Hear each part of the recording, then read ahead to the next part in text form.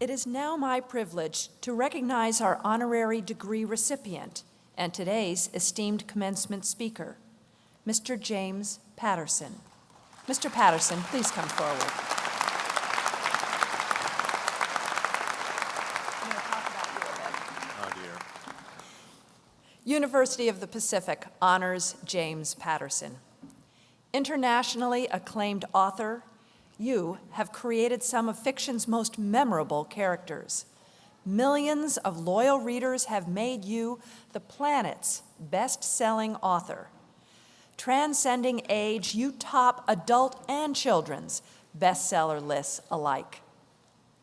Gifted storyteller, you have captured the world's imagination.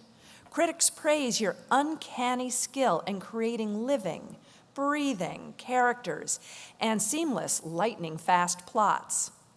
Your talent and appeal have been recognized with numerous prizes, including the Edgar Award, the International Thriller of the Year Award, the Children's Choice Award, 2 Emmys, and the Literarian Award for Outstanding Service to the American literary community. Devoted philanthropist, you are resolute activist for literacy. Through the Patterson Family Foundation, you and your wife have donated more than 1 million books to underprivileged students. You have transformed school libraries, independent bookstores, and institutions of higher education. University of the Pacific is proud to be the first school on the West Coast to offer James Patterson Teacher Education Scholarships. Thanks to your dedication and generosity, prospective teachers are obtaining a world-class education. They graduate ready to ignite a new generation's excitement for reading.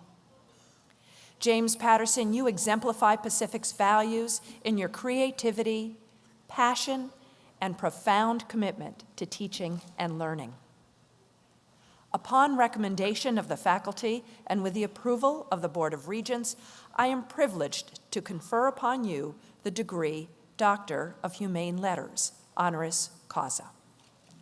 I'm going to put this on you if you'll look out there. Yeah. Thank you. You can adjust that hat if you would. I've got one more statement to say. Okay.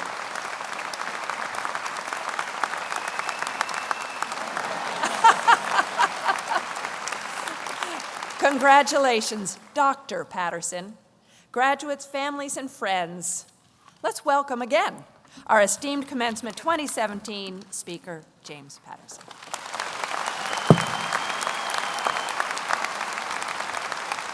Don't stand, don't stand. Hi, I'm Stephen King. I'm really honored to be here. It's a great, great, great school, and that's why Sue and I got involved with the school. Well, I don't know about you guys, but this has definitely been the strangest year since I've been on planet Earth. Really, seriously, I mean, this is crazy, man. Who would have ever imagined that the Cubs would win the World Series?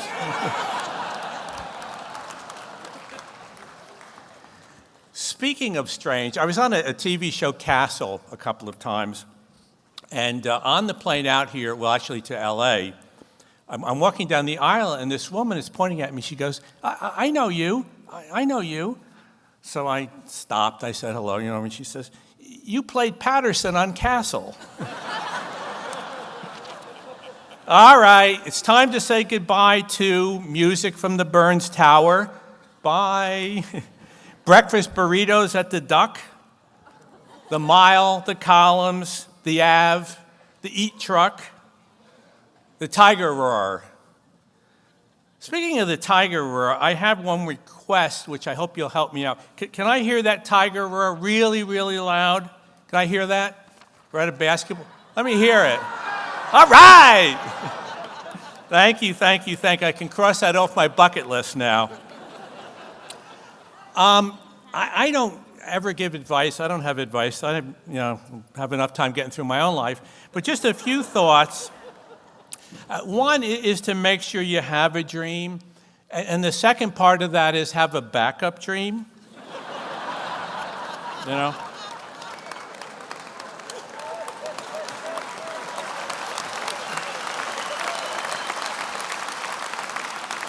Maya Angelou, who's a real writer, she said success is liking yourself, liking what you do, and liking how you did it. And I think that's great advice. So I'll just steal that one and give it out to you. When I was a kid, my idea of success, my dream, was to play basketball in the NBA. Didn't happen. But I had a backup dream. I really loved writing short stories, and I went at the craft of storytelling with incredible passion, with perseverance, with stubbornness, and a dollop of self-delusion, which is really important. My first novel was published when I was 26. I was really, really lucky. It was called The Thomas Berriman Number. A famous writer back then, John D. MacDonald, said about the book, he said, "I'm quite sure James Patterson wrote 1 million words before he even started The Thomas Berriman Number." And that's true. And that's kind of how it works. Stubbornness, perseverance, delusion. I think that's kind of how you succeed. Success is a lot of different ways to succeed. The main thing is that when you go home at night, you're feeling good about yourself. You work hard at that dream, you have the backup dream. Last November, I was invited to the National Book Awards for a Lifetime Achievement tribute. I think they were hoping that I was going to stop writing, but I have more. Now, for a writer, the National Book Awards, that's like the Academy Awards for us. And being there was a dream that I honestly could never have imagined coming true. And here's a little bit of what I said that night. And I think it's relevant to your graduation because it was all about achieving a dream after you leave school. You've done the school thing, and now you're going to have to do the other thing, you know? And what I said that night was, I said, it's a long way from North Plank Road in tiny Newburgh, New York, to the National Book Awards in New York City. It's a really long way. Newburgh is quite the little town. I feel exhilarated, I said, but to be honest, I also feel uncomfortable. Exhilarated because it's a long way from Newburgh, where I grew up. Uncomfortable because I am the elephant in the room. I'm a mainstream writer. I'm a commercial writer. I'm the bull in the china shop. I'm the stranger in a strange land. I'm a Big Mac here at the famous Cipriani's restaurant. Okay? I went on, I said, it's relevant to my being at the National Book Awards that Newburgh was a really tough town when I was a kid, just as Stockton is kind of a tough town. My father grew up in the Newburgh poorhouse. It was called the Pogie. His mother, my grandmother, was a charwoman. She cleaned the poorhouse bathrooms and kitchen, and for this work, she and my father got to share a room at the poorhouse. Those are my roots, proud roots. My grandfather, on the other side, owned a small restaurant, and the cook was an African-American woman named Laura. And when I was 6, Laura was having some problems with her husband, and she moved in with my family. And that's just the way we did stuff in our house. I think I spent more time with Laura's family than with my own. Great cooking, great music, really wonderful, witty people. And that experience with a very loving, very lovely African-American family is how I came to write the Alex Cross novels. I went to graduate school for literature at Vanderbilt. After Vanderbilt, I took a job in advertising, partly because, believe it or not, I had been rejected for a job driving a taxi in New York City. The dispatcher said my hair was too long. I wish I had that problem now. He called me a communist and chased me out of the garage. That's nonfiction, folks. Possibly to prove that I wasn't a communist, I took a job in advertising. But I've been clean for over 20 years.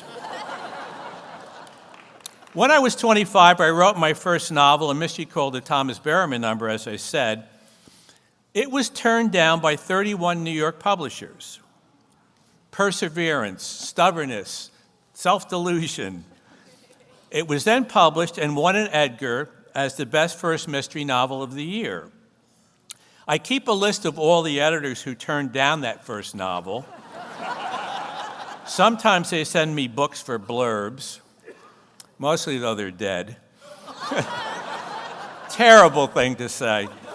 Because of all those experiences, especially growing up in a town like Newburgh, I've always felt compelled to do the best that I possibly can. Compelled to tell the best stories I'm capable of, especially my stories for children. Compelled to start an imprint for kids called Jimmy at Little Brown. And we have the simplest possible mission, but I think it's a good one. And our mission is, when a kid finishes a Jimmy book, he or she will say, please give me another book. Very simple, versus I don't like to read, or I don't like books. And what a sweet thing that is to hear from your child. Give me another book. Really, I mean, parents, do you like that, the sound of that? Occasionally, I find myself standing up and saying that I believe publishing is in trouble in this country. I've said it to Amazon. I believe American literature is in some trouble, because it is.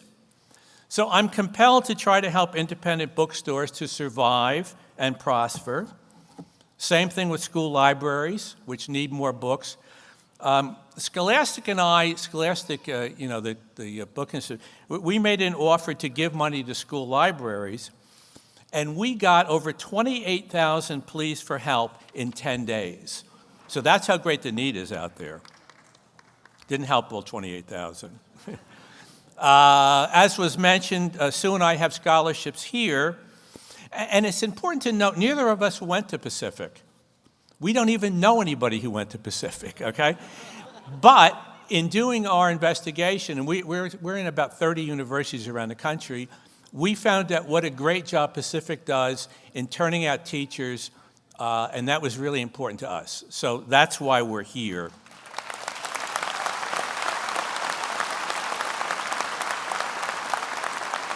So all of you graduates and parents and grandparents, please do what you can do to help this outstanding school. It could be money, it could be other things. But please try to do something to help Pacific. It's a great school, and all great schools need all the help they can get. Personally, I am doomed to being a doer, so I'm here to encourage all of you graduates to be dreamers and to be doers, because there's so much to do right now. Do what you can to help education.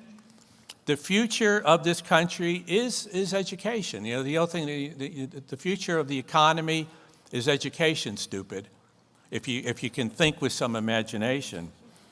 Do what you can to help our veterans. Our veterans have really gotten screwed. Not all of them, but a lot of them.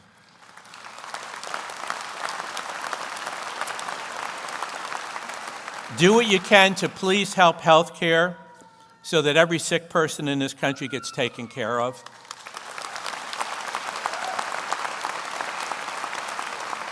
One last story, and then you guys got to go party and stuff. During the summers in Newburgh, my grandfather used to take me on his delivery route. We'd go once a week, and we'd be up around 4:30 in the morning packing up his truck. And even back then, I knew that that's not the most romantic job in the world. But every morning, my grandfather would motor over the Storm King Mountain down toward West Point. That was his route. And he would be singing at the top of his voice. He'd be in this big, clumsy truck, and it would be bouncing all over the road.